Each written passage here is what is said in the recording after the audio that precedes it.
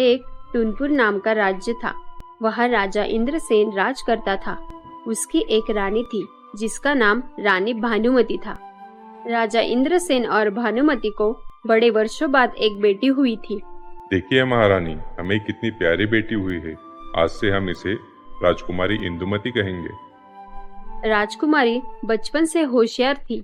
कम उम्र में ही उसने राज्य की बहुत सारी जिम्मेदारी संभाली थी। वो बुद्धिमान थी। तलवारबाजी में उसने बहुत अच्छे से प्रशिक्षण लिया था।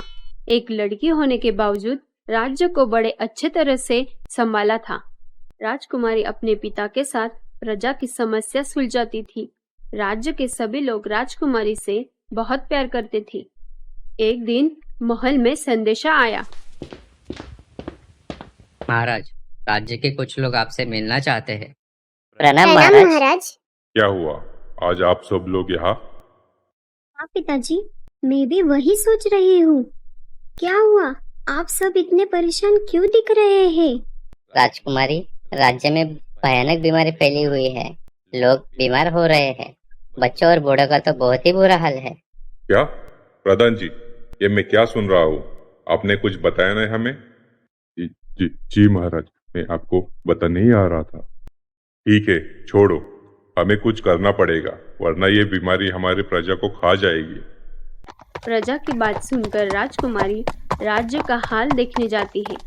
राज्य के आधे से ज्यादा लोग बीमार पड़ चुके थे।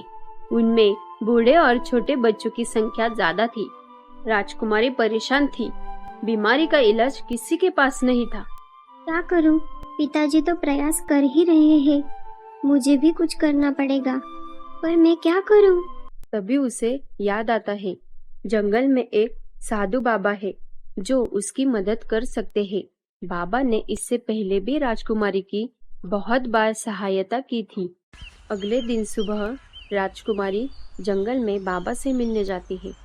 बाबा, राज्य में एक भयानक बीमारी फैली हुई है और उसका इलाज किसी के भी पास नहीं है। मुझे समझ नहीं आ रहा कि मैं प्रजा की किस तरह मदद करूं। ठीक है बेटा, मुझे थोड़ा समय दो। ये बोलकर बाबा ध्यान लगाते हैं और कहते हैं, बेटा इंदुमती, पूर्व दिशा में एक पुराना मंदिर है। वहाँ तुम्हें इस परेशानी का हल जरूर मिलेगा। ठीक है बाबा, मैं अभी उस दिशा में जाती हूँ। ये बोलकर राजकुमारी पूर्व दिशा की ओर मंदिर की खोज करने निकल पड़ती है और कुछ ही दिन बाद राजकुमारी मंदिर ढूंढने में सफल हो जाती है। अब उसे मंदिर में ऐसा क्या है जो उसकी मदद कर सकता है, वो ढूंढना था।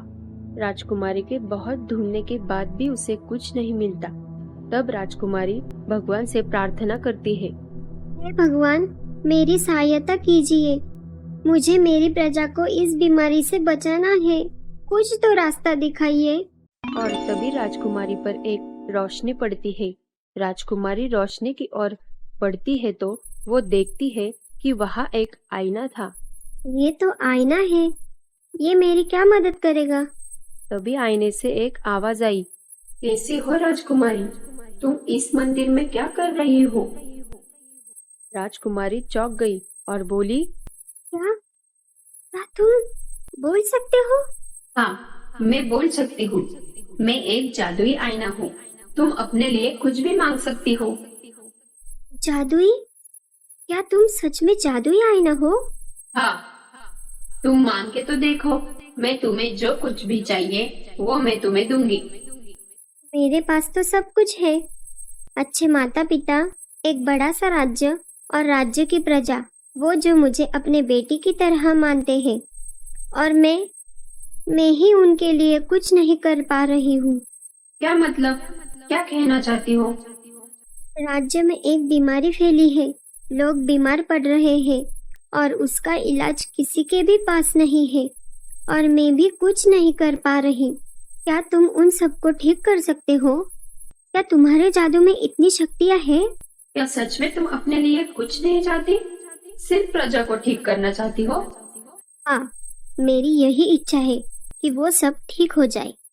ये सुनते ही आईना टूट जाता है और उसमें से एक परी बाहर आती है।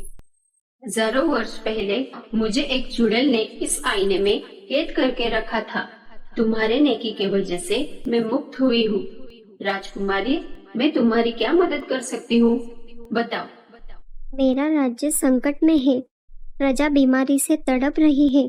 क्या आप उन सबको ठीक कर सकते हो? परी ने अपने जादू से राज्य की प्रजा को पूरी तरह से ठीक कर दिया और वहां से परी अपने युग में वापस चली गई। तो दोस्तों, इस कहानी से हम क्या सीखते हैं? नेकी का फल अच्छा ही होता है। अगर आपको ये वीडियो पसंद आई हो तो लाइक और शेयर करना और ऐसे ही मजेदार कहानियों के लिए सब्सक्राइब करना ना भूलें।